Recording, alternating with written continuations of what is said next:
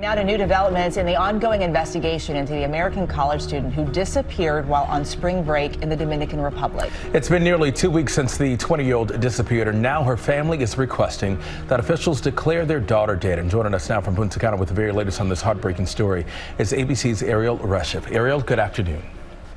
Good afternoon to you, DeMarco and Eva. You know, really a heartbreaking development overnight. The family of Sadiqa Kananki now acknowledging that she likely drowned, and they really hope to put this painful chapter behind them. And now the attorneys for Joshua Reeby have filed a motion in a local court to try to get him released so he can go back home.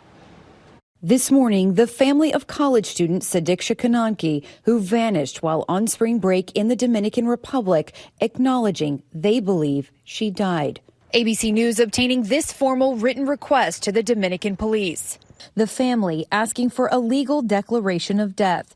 Kananki's parents also stating they trust the authorities' investigation.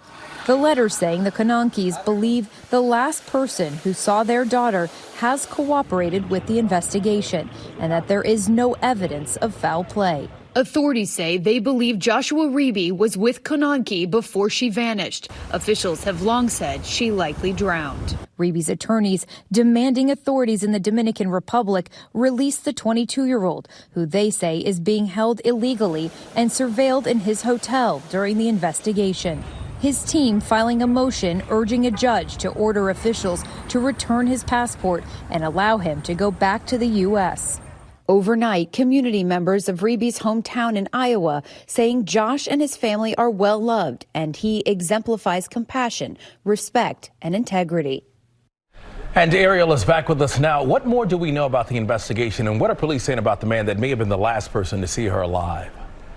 Well, it's really important, DeMarco, to stress that Joshua Reeby is not a suspect. He has never been a suspect in this case. Officials have treated him as a witness to a possible accident, and he has not been charged with any crime. Now, he has sat and cooperated with investigators and most recently with prosecutors. We learned that he sat with them from 2 to 10 p.m. last night, being interviewed, walking them through the details of what he says happened that early morning. Now, this case is still being treated as an accident. A search in the drownings here, they happen here in the Dominican Republic, and they usually last about 10 days. Now this is stretching well into the 13th day. So we're expecting that investigators will decide soon whether or not to continue to pursue that search. And again, attorneys for Joshua Reeby have filed that habeas corpus request with the court, hoping that he can be released, that his passport will be returned, and that he will be able to return back to the United States.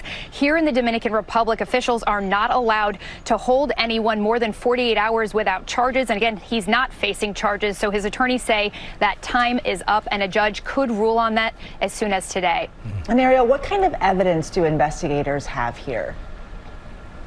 Well, really, Eva, because this is considered to be a drowning, there isn't much evidence. We do know that they recovered Kananki's swim cover-up and her sandals from the beach. We also know they've been combing through hours and days of CCTV footage, trying to piece together the movements of her and her friend group before this tragedy may have happened. But again, officials here have told us multiple times that drownings occur here in the Dominican Republic, and oftentimes they don't come with conclusive answers. All right, Erielle Reshef with the latest in Punta Cana. Erielle, thank you. We appreciate it.